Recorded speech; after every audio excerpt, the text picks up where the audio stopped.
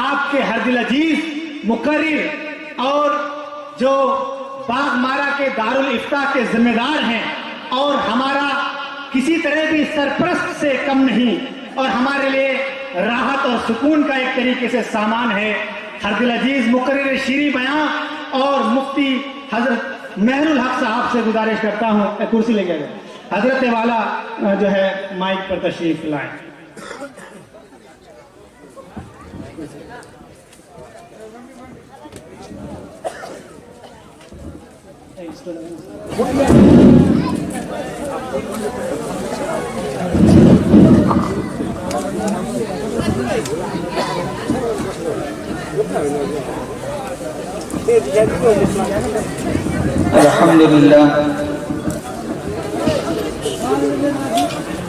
الحمد لله رب العالمين والعاقبة للمتقين والصلاة والسلام على سيد الأنبياء والمرسلين ومن تبعهم بإحسان إلى يوم الدين أما بعد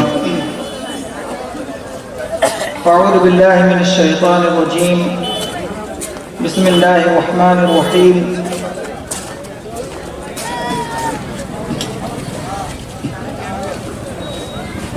ومن كان يريد الآخرة وسعى سعيها وهو مؤمن فلا كفران للسعي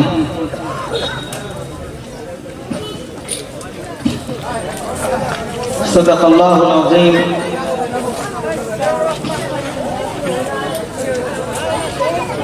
جگہ جی لگانے کی دنیا نہیں ہے، جگہ جی لگانے کی دنیا نہیں ہے، یہ عبرت کی جا ہے، کوئی تماشا نہیں ہے، یہ عبرت کی جا ہے، بے شک بے شک، کوئی تماشا نہیں ہے۔ غنیمت جان مل بیٹھنے کو، غنیمت جان مل بیٹھنے کو، جدائی کی گھڑی سر پہ کھڑی ہے۔ محترم سامعین، سب سے پہلے میں تنظیم الانصار کے ادھیش سیکرٹری محمد محب الرحمان عرف پنکو اور اس تنظیم الانصار کے تمام ممبران اور اس جلسہ کمیٹی کے تمام سربراہ اور اس بستی کے تمام نوجوان اور تمام بڑے اور چھوٹے، ماں اور بہنیں، ان سب کو میں مبارکباد دیتا ہوں کہ آپ کے فکروں اور آپ کی محنتوں اور آپ کی کوششوں کے صدقے میں آج یہ نورانی محفل، یہ متبرک اجلاس اور اتنا خوشنما پنڈال اور یہ نورانی چہرے علماء کرام کے آج ہم سب دیکھ رہے ہیں۔ میں دعا گو ہوں یہاں کے تمام نوجوانوں کو، یہاں کے بڑوں کو، یہاں کے چھوٹوں کو، یہاں کے مردوں کو، یہاں کے عورتوں کو، کہ اللہ تبارک و تعالی سرزمین شتول کے تمام باشندگان کو ان کے دلوں میں حمیت اسلامی، جوش ایمانی، قوت ایمانی کی اللہ تبارک و تعالی طاقت، صلاحیت اور جوہر عطا فرمائے۔ اللہ ہم سب کے اس مبارک اجلاس میں بیٹھنے کو اللہ بے حد قبول فرمائے اور اسے بہانہ بنا کر اللہ ہم تماموں کے تمام اگلے پچھلے سارے گناہوں کو معاف فرمائے اور اللہ ہم سب کو جنت الفردوس میں جگہ آمین۔ محترم سامعین، ابھی میرے مدرسے کا ایک طالب علم آپ کے سامنے میں قطعہ پیش کیا اور قطعہ کا پہلا شعر تھا کہ دنیا میں آخرت کا سودا نہ کیجیے، دنیا میں آخرت کا سودا نہ کیجیے. اس بچے کا یہ جملہ مجھے اتنا اچھا لگا کہ اسی جملے پر میں آپ کے سامنے چند منٹ بات کروں گا اور پھر میں یہاں سے رخصت ہو جاؤں گا. اور پھر ہم سب جو ہمارے بالا مقرر ہیں ان کا بیان کو ہم سب انشاءاللہ سنیں گے. پھر اس کے بعد حضرت قاری الحاج سید نعمت اللہ صاحب کی دعا ہوگی. اس دعا میں سب لوگ شریک رہیں گے. دعا میں سب لوگ ہاتھ اٹھا کر دعا مانگیں گے. اس کے بعد انشاءاللہ سب اپنے اپنے گھر واپس چلے جائیں گے. اور ایسا بھی نہیں ہے کہ رات بہت ہوگی, بس زیادہ سے زیادہ تو 11 یا 11:30, اس سے زیادہ آپ کو یہاں نہیں بیٹھایا جائے گا. چونکہ آپ بھی تھکے ماندے لوگ ہیں, سارے تھکے ماندے ہیں. آپ کا پورا لحاظ ہمارے حضرت ناظم صاحب ضرور رکھیں گے انشاءاللہ. ایک عربی لفظ ہے دار. دار کے معنی آتے ہیں گھر.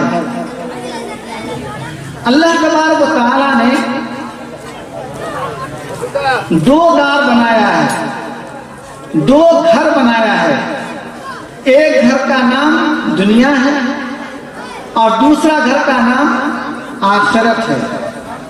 دنیا میں آخرت کا سودا نہ کیجیے. ایک گھر کا نام دنیا ہے, دوسرا گھر کا نام آخرت ہے. دنیا کا ایک نام دار الفنا ہے, فنا ہو جانے والا گھر, ختم ہو جانے والا گھر, نہ رہنے والا گھر. اور آخرت کا نام دار القرار, دار البقا ہے, یعنی ہمیشہ رہنے والا گھر, کبھی ختم نہ ہونے والا گھر. دنیا کا ایک نام دار الغرور بھی ہے. اللہ نے دنیا کو دار الغرور کہا ہے, دھوکے کا گھر. یہ دنیا دھوکے کا گھر ہے. اور اللہ نے آخرت کو دار السرور بنایا ہے, یعنی خوشی کا گھر, مسرت کا گھر, ہر غم سے نجات کا گھر, ہر خوشی اور مسرت کے پانے کا گھر. وہ ہے جنت, وہ ہے آخرت. دنیا کا تیسرا نام, اس دنیا کو دار العمل بھی کہتا ہے, یعنی کام کرنے کی جگہ, کام کرنے کا مقام. اور آخرت کا نام دار الجزا ہے, بدلے کا گھر. اے میرے ایمان والو, اس دنیا میں آپ جو کام کریں گے, جیسا کام کریں گے, ویسا اللہ تعالیٰ اس دار میں, اس گھر میں آپ کو بدلا دے گا, ہم کو بدلا دے گا. اگر ہم یہاں پہ نماز پڑھ کے جائیں گے, روزہ رکھ کے جائیں گے, حج کر کے جائیں گے, زکات دے کے جائیں گے, ہماری بہنیں اللہ کے حقوق پر چل کے جائے گی, نبی کے طریقے پر چل کے جائے گی, پردوں کا لحاظ کر کے جائے گی, شوہروں کے حقوق کو پورا کر کے جائے گی, ماں باپ کے حقوق کو پورا کر کے جائے گی, اللہ تعالیٰ وہاں پہ اس کا کوئی بہترین بدلہ دے گا, جس کا نام دار الجزا ہے. تو دنیا کے کتنے نام ہو گئے؟ ایک نام کیا ہوا؟ بھول گئے؟ ایک نام کیا ہے دنیا کا؟ ایک نام, پہلا نام کیا بتایا میں نے؟ دار الفنا. دوسرا نام کیا بتایا میں نے؟ دار الغرور. تیسرا نام میں نے کیا بتایا؟ دار العمل. میرے بھائیوں, یہ دنیا یہ کوئی سیر گاہ نہیں ہے, یہ کوئی تفریح گاہ نہیں ہے, یہ کوئی تماشا گاہ نہیں ہے, بلکہ یہ دنیا حقیقت میں امتحان گاہ ہے.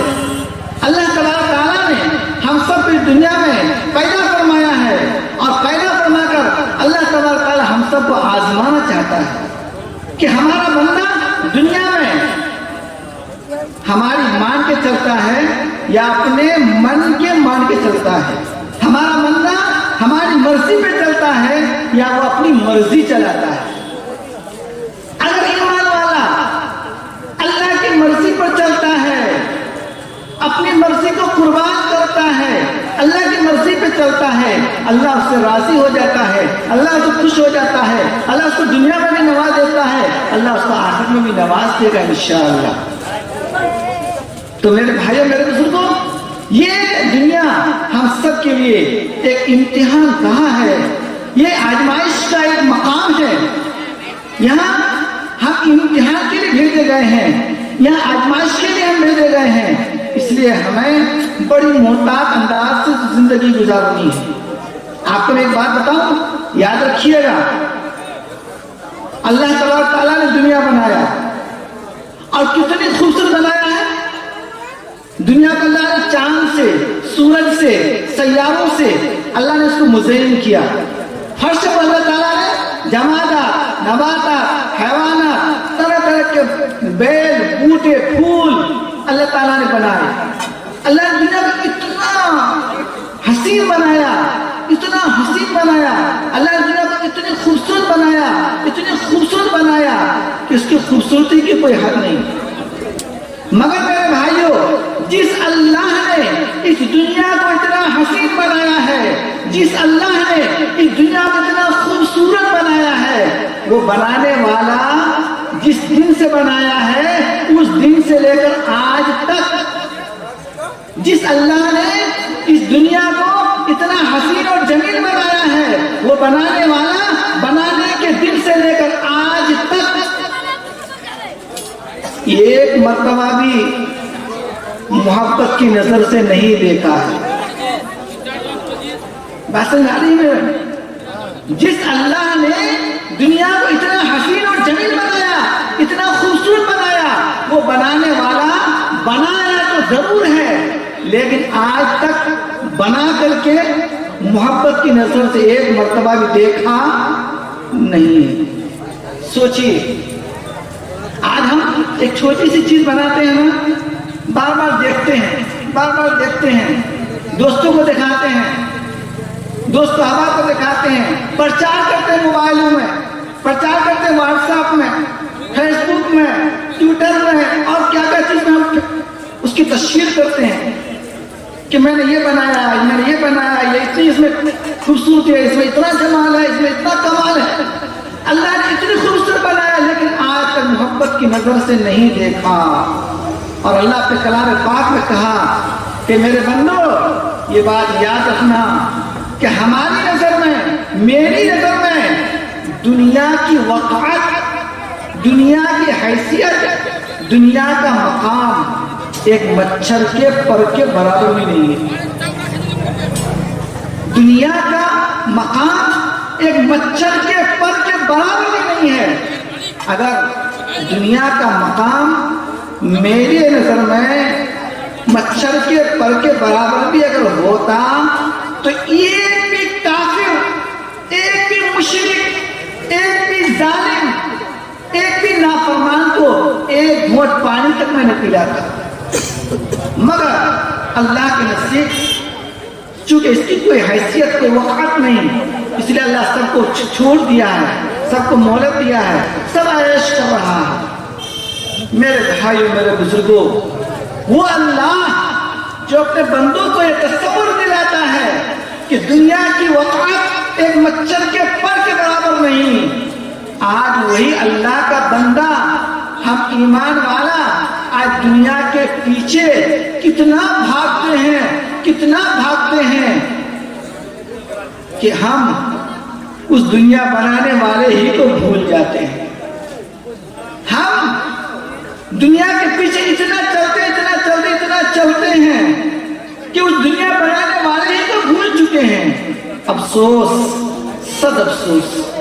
اللہ ہم سب کو سمجھ عطا فرمائے، اللہ ہم سب کو عقل سلیم عطا فرمائے۔ اللہ اس مخلوق کو دیکھ کر، اس مخلوق کا جو خالق ہے اللہ، اس کے پہچاننے کے اللہ ہم تمام میں توفیق عطا فرمائے۔ ایک واقعہ سناتا ہوں، یاد رکھیے گا۔ سیدنا حضرت عیسیٰ علیہ السلام ایک بستی پر سے گزر رہے تھے۔ واقعہ یاد رکھیے گا، بڑا آسان واقعہ سناتا ہوں، کیونکہ بنگلہ ہم لوگ سمجھتے زیادہ نہیں، اس لیے اردو میں آپ کو واقعہ سنا دیتا ہوں۔ سیدنا حضرت عیسیٰ علیہ السلام ایک بستی پر سے جا رہے تھے.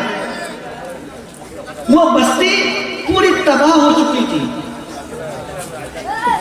بالکل برباد ہو چکی تھی.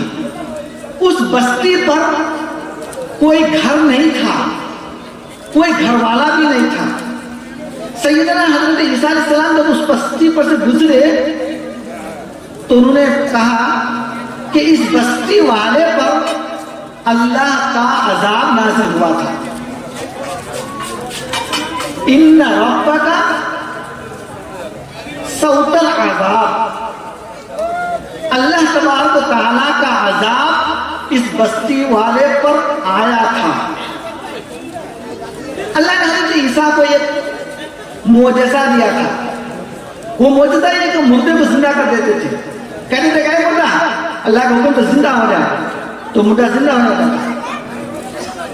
سیدنا حضرت عیسیٰ علیہ السلام نے اس بستی والے جو مر چکے تھے, مرنے والوں سے مخاطب ہوا اور کہا اے بستی والو, اے بستی والو, ما جنایاتکم وما سبب ہلاککم. اے بستی والو, تمہارا گناہ کیا تھا, تمہاری ہلاکت کا سبب کیا بنا؟ اے بستی والو, تم کیوں ہلاک ہو گئے, تم کیوں تباہ ہو گئے, تم کیوں برباد ہو گئے, تمہاری بستی کیوں ختم ہو گئی؟ بات کیا ہے؟ کیا گناہ تھا تمہارے اندر, کیا غلطی تھی تمہارے اندر, کیا بدماشی تھی تمہارے اندر, کیا شرارت تم کیا کرتے تھے؟ ان مرنے والے لوگوں میں ایک شخص کو اللہ نے آواز دی, یعنی بولنے کی طاقت دی. اس نے کہا اے اللہ کے پیغمبر, دو باتوں کی وجہ سے اللہ نے ہمیں ہلاک کر دیا. میرے بھائی آپ یاد رکھیے گا, یاد رکھیے گا دو بات. بستی والے مرے ہوئے لوگ, ان مرے ہوئے لوگوں میں سے ایک نے کہا اے اللہ کے پیغمبر, دو بات کی وجہ سے اللہ نے مجھے ہلاک کر دیا, ہم سب کو ہلاک کر دیا. کہا کہ وہ دو بات کیا تھی؟ کہا حب الدنیا ایک, دوسری چیز صحبت التواغیث. سیدنا حضرت عیسیٰ نے کہا کہ تواغیث کس کو کہتا ہے؟ اس قبر میں لیٹے ہوئے آدمی نے کہا کہ تواغیث کہتے ہیں برے لوگوں کی صحبت. یعنی اللہ نے مجھے جو ہلاک کر دیا وہ برے لوگوں کی صحبت میں بیٹھنے کی وجہ سے اللہ نے ہلاک کر دیا. برے لوگوں کی صحبت میں بیٹھتے تھے اور برے لوگ جو کیا کرتے تھے وہ ہم بھی کیا کرتے تھے. تو برے لوگوں کے پاس بیٹھنا اور برے لوگوں والا برا کام کرنا, اس عمل کی بنیاد پر اللہ نے مجھے ہلاک کر دیا. دعا فرمائیے اللہ ہم سب کو برے لوگوں کی صحبت سے بچائے, آمین. اللہ ہم سب کو نیک لوگوں کی صحبت میں بیٹھنے کی توفیق. یہ لوگ کیا ہیں؟ یہ لوگ نیک لوگ ہیں. اللہ ہم سب کو ان علماء کے صحبت میں بار بار بیٹھنے کے لیے توفیق عطا فرمائے. تو مرنے والے نے کیا کہا کہ برے لوگوں کی صحبت کی وجہ سے اللہ نے مجھے ہلاک کر دیا. کہا کہ اچھا دوسری وجہ کیا ہے, دوسرا سبب کیا ہے؟ کہا حب الدنیا, دنیا کی محبت نے مجھے ہلاک کر دیا. سیدنا عیسیٰ نے کہا کہ دنیا کی محبت کا مطلب کیا ہے وہ بتاؤ. اس مرنے والے نے کہا کہ دنیا کی محبت کا مطلب یہ ہے کہ جب دنیا ہمارے ہاتھ آتی تھی تو ہم خوش ہو جاتے تھے. جب مال اور دولت ہمارے جیب اور ہماری کوٹھی اور ہمارے گھر میں آتی تھی تو ہم خوش ہو جاتے تھے. اور اگر کوئی مصیبت میں وہ مال و دولت گھر سے نکل جاتا تھا تو ہم مغموم ہو جاتے تھے. ہماری خوشی غمی میں بدل جاتی تھی. دولت آتی تھی خوشی ہوتی تھی, دولت جاتی تھی غمی کا شکار ہو جاتے تھے. اور دولت کے کمانے میں, مال کے کمانے میں حلال اور حرام کو دیکھتے نہیں تھے. جائز اور ناجائز کو سمجھتے نہیں تھے، اور جب مال جیب میں آ جاتا تھا تو اس مال کو خرچ کرنے کے وقت میں حلال اور حرام کو دیکھتے نہیں تھے، جائز اور ناجائز کو سمجھتے نہیں تھے۔ میرے بھائی میرے بزرگوں، کتنی پوائنٹ کی بات ہے۔ آج اسی بیماری کے ہم لوگ شکار ہیں، آج اسی بیماری کے ہم لوگ بھی شکار ہیں۔ دولت آئے خوش ہو جاتے ہیں، کوئی مصیبت آ جائے، کوئی بیماری آ جائے، دولت گھر سے نکل جائے، چہرہ پھک ہو جاتا ہے، چہرہ اداس ہو جاتا ہے، مغموم ہو جاتے ہیں، مایوسی چھا جاتی ہے۔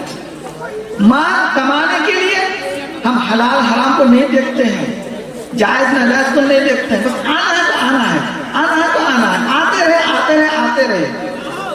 اور جب خرچ کرنے کی باری آتی ہے، چاہے شادی کے موقع پر ہو، چاہے کسی اور موقع پر ہو، تو بے دریغ خرچ کرتے ہیں۔ وہاں بھی ہم نہیں سوچتے کہ یہ مال جو جا رہا ہے تو حلال راستے میں خرچ ہو رہا ہے یا حرام راستے میں خرچ ہو رہا ہے۔ اللہ ہم سب کو حلال پاکیزہ مال حلال طریقے سے کمانے کی توفیق عطا فرمائے، کہیے آمین آمین آمین اللہ ہم سب کو حرام مال کے کمانے سے اللہ ہم سب کی حفاظت فرمائے، آمین اللہ ہم سب کو حلال مال کو غلط راستے میں خرچ کرنے سے بھی اللہ ہم سب کی حفاظت فرمائے، آمین۔ سیدنا عیسیٰ علیہ السلام نے کہا اچھا یہ بتاؤ کہ ابھی تم لوگ کہاں پہ ہو، تم لوگ ابھی کہاں پہ ہو؟ اس نے کہا کہ ابھی ہم لوگ سب سجین میں ہم سب کی روحوں کو اللہ تعالیٰ نے دفن کر دیا ہے۔ سیدنا عیسیٰ نے کہا سجین کیا ہے؟ اس نے کہا سجین اے اللہ کے نبی، سجین ایک ایسا مقام ہے، جہنم میں سجین ایک ایسی جگہ ہے کہ اس جگہ کہ جہنم کے اس جگہ کا آگ کا ایک گولا جتنا بڑا آسمان اور زمین ہے اس سے کہیں بڑا ایک گولا ہوتا ہے، اس سجین کے اندر ہم سب کو اللہ تعالیٰ نے دفن کر دیا ہے۔ بولا اچھا یہ بتاؤ کہ پورے بستی والوں کا اللہ نے ہلاک کیا ہے، مگر پورے بستی والے کوئی نہیں بول رہا ہے، صرف تم ہی بول رہے ہو، بات کیا ہے؟ آواز صرف تمہاری آ رہی ہے، بول صرف تم ہی رہے ہو اور کوئی نہیں بول رہا ہے۔ اس نے کہا کہ ہاں اے اللہ کے نبی، بات اصل میں یہ ہے کہ مجھ میں اور باقی سارے لوگوں میں فرق صرف اتنا تھا کہ میں برے لوگوں کے ساتھ میں رہتا تھا لیکن برا کام کرتا نہیں تھا، برے لوگوں کے ساتھ اٹھنا بیٹھنا ہوتا تھا لیکن برا کام میں کرتا نہیں تھا۔ اس لیے اللہ تعالیٰ نے ہم پر یہ رحم فرمایا ہے کہ میری زبان پر لگام نہیں لگایا ہے، میری زبان کو اللہ کھلا رکھا ہے، اس لیے ہم بول لیتے ہیں۔ باقی سارے لوگوں کی زبان پر اللہ نے کوڑے آگ کا لگام لگا دیا ہے اور وہ بول نہیں پاتا ہے۔ اللہ ہم سب کو برے لوگوں کے صحبت سے بھی اللہ ہم سب کی حفاظت فرمائے، آمین۔ میرے بھائی میرے بزرگوں، کہنا یہ ہے کہ یہ دنیا یہ فنا ہونے والی چیز ہے، دنیا کی جتنی چیزیں ہیں یہ ساری چیزیں ناپائیدار ہیں۔ اللہ کہتا ہے، شکایت کرتا ہے ہماری، کلا بل تحبون العاجلہ، اے میرے بندے اے میرے بندے تم دنیا سے محبت کرتے ہو، کلا بل تحبون العاجلہ وتذرون الآخرہ، اے میرے بندے تم دنیا سے محبت کرتے ہو آخرت کو بھول بیٹھے ہو۔ اے بندو تم دنیا کو محبوب بنا کے رکھے ہو، آخرت کو بھول چکے ہو۔ اللہ ہم سب کو آخرت کی یاد کرنے کے لیے توفیق عطا فرمائے۔ ایک واقعہ سناتا ہوں، بات مکمل کر دوں گا۔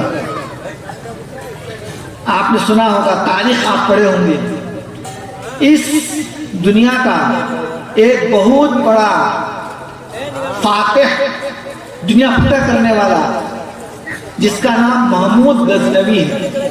دنیا کا سب سے بڑا فاتح چنگیز خان، اس کے بعد دوسرا فاتح محمود غزنوی یہ بہت سارے ملکوں کو فتح کر کے اس کے دل میں خواہش پیدا ہوئی کہ چلو اب یہ گھر بناتے ہیں اپنے رہنے سہنے کے لیے. تو اس نے اپنی چاہت کے مطابق بڑا شاندار گھر بنایا, اتنا شاندار گھر بنایا کیسا معلوم ہوا تھا کہ وہ گویا کہ دنیا کی جنت ہے. وہ جب گھر پورا مکمل بنا لیا, گھر کو پورا سجا لیا, سجانے کے بعد اپنا باپ سبکتگین کو کہا کہ اے میرے ابا, میں ایک گھر بنایا ہوں, آپ سے میری درخواست ہے کہ آپ کم سے کم ایک مرتبہ میرا گھر کا نظارہ کر لیجیے, دیکھ لیجیے. سبکتگین نے کہا کہ ٹھیک ہے بیٹا, جب تم گھر بنائے ہو تمہارے گھر کو دیکھنا بھی چاہیے. سبکتگین اپنے بیٹے کے ساتھ اپنے بیٹے کے گھر میں داخل ہوا, پورا گھر کا نظارہ کیا, پورے گھر کو دیکھا, اور دیکھنے کے بعد گھر سے باہر نکل گیا. اب محمود غزنوی کو یہ ٹینشن ہوا کہ میں اتنا بہترین شاندار گھر بنایا ہوں, میرا باپ میرے گھر کو دیکھا لیکن کچھ بھی نہیں بولا کہ ہاں بیٹا آپ بہت اچھا گھر بنایا ہو, بہت بڑھیا گھر ہے, یہ ہے وہ ایسا ہے ویسا ہے, کچھ نہیں بولا. میرا باپ کتنا بے ذوق آدمی ہے. دل میں یہ بات آئی. سبکتگین باپ دروازے پہ آیا اور دروازے پہ آ کر کے ان کے پاس جو ایک تلوار خنجر تھی, اس خنجر سے دروازے کو مارا. چونکہ پورا شیشہ کا بنا ہوا تھا, وہ جب مارا جو نوک سے پورا شیشہ چکنا چور ہو کر کے نیچے گر گیا. باپ نے بیٹے سے کہا اے محمود تو نے اتنی بڑی رقم, اتنا پیسہ, اتنی محنت ایک ایسے گھر پر کی ہے جس گھر کا حال یہ ہے کہ وہ گھر خنجر کی ایک نوک کو بھی برداشت نہیں کر پاتا. اے کاش اے محمود تو کوئی ایسا گھر بناتا کہ جو گھر تیرا اتنا پائیدار ہوتا, اتنا مضبوط ہوتا, اتنا پختہ ہوتا, اس میں ٹوٹنے کا کوئی شک و شبہ نہ ہوتا. وہ گھر جنت کا گھر, وہ گھر آخرت کا گھر. میرے بھائی میرے بزرگوں, آج ہم مٹی کے گھر کو, اینٹ کے گھر کو سنورنے اور سنوارنے میں اتنا لگا دیتے ہیں, اتنی رقم خرچ کر دیتے ہیں, اتنا صرفہ کر دیتے ہیں, لیکن وہ گھر جس گھر میں ہمیں ہمیشہ رہنا ہے, وہ گھر جس میں داخل ہونے کے بعد نکلنے کا تصور نہیں, وہ جنت کا گھر. اس گھر کے لیے ہم کتنی محنت کرتے ہیں, کتنی کوشش کرتے ہیں, اس کے لیے ہمارے اندر کتنی طلب ہوتی ہے, وہ ہم سب کو معلوم ہے. اس لیے آج کے اس اسٹیج سے یہ پیغام لے کر کے جائیں, یہ میسیج لے کر کے جائیں کہ انشاءاللہ ہم اپنی زندگی کے آخری سانس تک اس گھر کے لیے نہیں, اس گھر کی تیاری کریں گے انشاءاللہ کریں گے. اللہ ہم سب کو اس دار میں رہ کر اس دار کے حفاظت کی, اس دار کو مضبوط کرنے کی, اس کو مستحکم کرنے کا توفیق عطا فرمائے. ایک آخری بات 2 منٹ کے آپ سے عرض کر کے مکمل کر دیتا ہوں. ابھی ہمارے حضرت بھی آ چکے ہیں. آج جو یہ آپ انتظام دیکھ رہے ہیں, اتنا بڑا انتظام ہوا ہے, یہ چند نوجوانوں اور آپ حضرات کی محنت اور آپ حضرات کی کاوش کا یہ نتیجہ ہے. میں مبارکباد دیتا ہوں اور آپ کو خوشخبری سنا دیتا ہوں, اور شاید آپ نے سن بھی لیا ہوگا, مسجد میں نے بتایا بھی تھا. تقریباً اس وقت پورے ہندوستان میں ہر گاؤں میں نوجوانوں کی ایک کمیٹی بنی ہوئی ہے. ہر گاؤں میں 10, 15, 20, 25, 50 نوجوان جمع ہوتے ہیں. جمع ہو کر ایک تنظیم بناتے ہیں, ایک پارٹی بناتے ہیں, اور اس تنظیم کا مقصد قوم کی بھلائی ہوتی ہے, قوم کا فائدہ مقصد ہوتا ہے, قوم کو نفع پہنچانا مقصد ہوتا ہے, قوم کی ہر طرح کی خیر خواہی مقصود ہوتی ہے. تقریباً ہر جگہ میں ہے, خود میرے گاؤں میں بھی ہے. میں بھی اپنے گاؤں میں کمیٹی چلاتا ہوں. اس کمیٹی میں سارے علماء حضرات ہیں, میرے بھائیوں, میرے بزرگوں. صرف اللہ کو راضی کرنے کے لیے, قوم کی بھلائی پیش نظر, آپ کی سرزمین شکتول کا ایک ہونہار لڑکا عزیزی محمد محب الرحمان, وہ بچہ نوجوان ہے, دنیا دار ہے, اسکول کا پڑھنے والا ہے, لیکن علماء سے اس کو محبت ہے, علماء سے اس کو عقیدت ہے. ہمیشہ علماء کے ساتھ ان کا اٹھنا بیٹھنا ہوتا ہے. علماء کی رائے اور مشورہ سے اس لڑکا نے, محب الرحمان نے, یہاں کے کچھ لوگوں کو تیار کیا, اور تیار کر کے اسی گاؤں کے چند لوگوں کو تیار کر کے ایک تنظیم بنائی ہے, جس تنظیم کا نام تنظیم الانصار ہے. تنظیم الانصار کا مطلب ہے مدد کرنے والی کمیٹی. اس کمیٹی کا مقصد کیا ہے؟ اس کمیٹی کا مقصد یہ ہے کہ اس کمیٹی میں جتنے لوگ جڑیں گے, جتنے ممبران ہوں گے, وہ سارے ممبران اور سارے گاؤں کے لوگ اس کمیٹی میں شریک ہو کر اپنی جیب کی کچھ رقم ہر مہینے میں 50 روپیہ, 100 روپیہ, 200 روپیہ جمع کریں گے. اس کمیٹی کا ایک بینک ہوگا, اس بینک میں سارے پیسے جمع ہوں گے, اور جمع ہو کر کے وہ پیسے اسٹاک رہیں گے.